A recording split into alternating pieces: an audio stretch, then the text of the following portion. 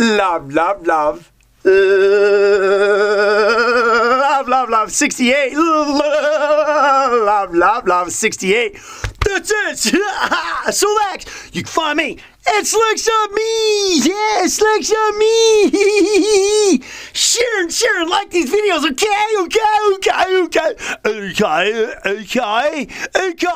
Share and like these videos. Okay. Love, love, love. You want to love, love, love? Well, if you want to love, love, love, you got to love, love you first, yeah? You got to love, love you first, yeah? You got to love, love you first. You got to love yourself first. Got to put yourself through the experience of loving yourself first. If you love yourself first and you get good at loving yourself, well then, you're going to effectively be able to love others better, more easier, and be able to spread the love that so desperately needs to be spread in this world, my friend. So desperately, yes, yes, indeed. Transformation is not going to take a place until you put yourself through the experience of loving and appreciating yourself. I mean, and that is just every time I'll step out here and do this, and I think about this, and I'm talking about this, I think about loving yourself and knowing where I came from. I mean, I got shoved way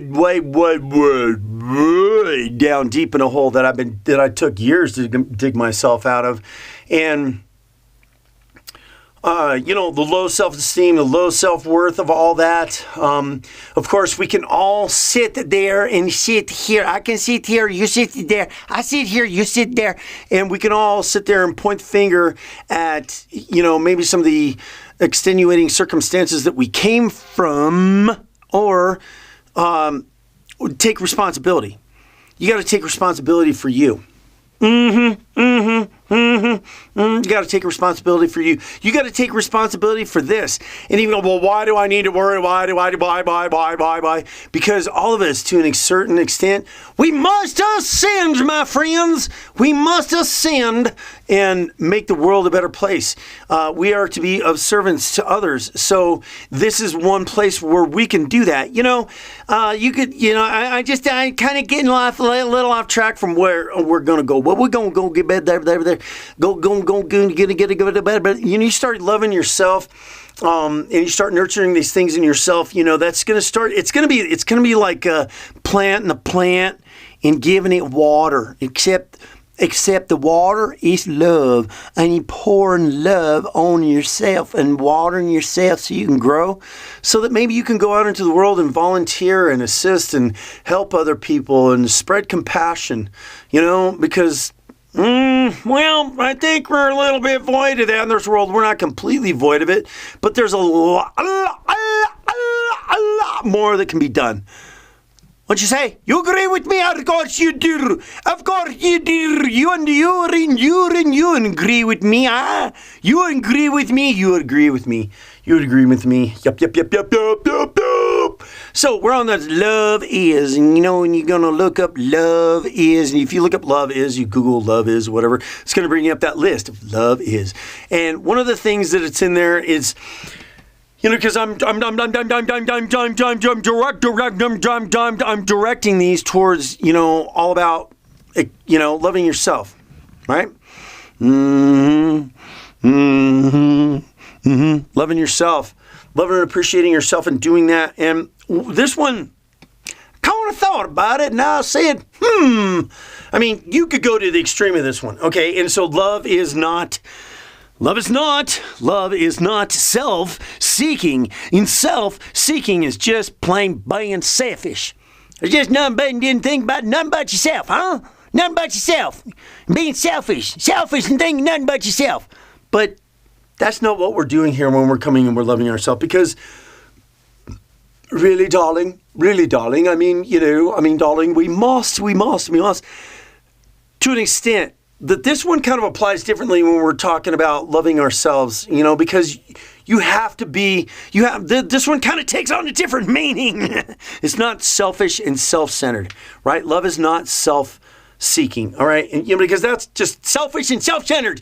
Just nothing but singing about yourself. Nothing but singing about yourself.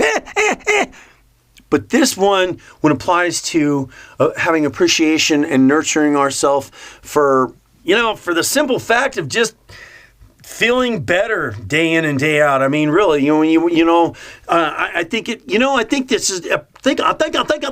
probably goes a little bit unsung that we're negative about ourselves, we're critical about ourselves, we're unhappy with ourselves, and that's just a song that's playing, that continues to play and goes unnoticed because you're so used to doing it, right? I mean, you're so used to doing it, you've come into the habit of doing a lot of this.